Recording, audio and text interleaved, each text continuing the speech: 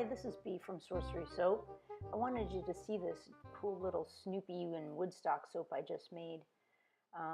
This is the unmolding, and you have to hold it on the outside of the soap and not touch the embeds while you're unmolding, so it's a little bit of a delicate process.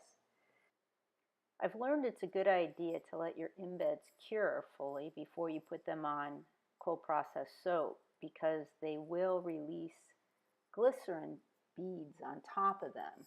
And you can see me touching them and trying to wipe them off a bit. They don't come off with alcohol. You have to actually force them off.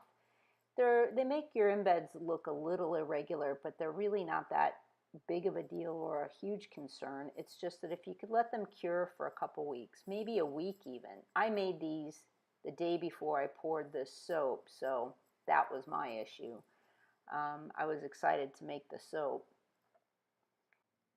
I scented this with redwood and saffron from Wholesale Supply Plus, which it has a high vanillin content, and so I know it will discolor.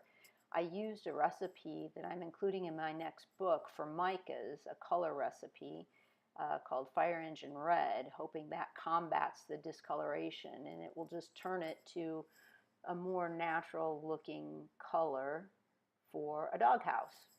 But we'll see. That'll take about 4 to 6 weeks to fully reveal itself. Until then, thanks very much for watching, and like and subscribe, share this video, or just leave me a comment. Thanks. Bye.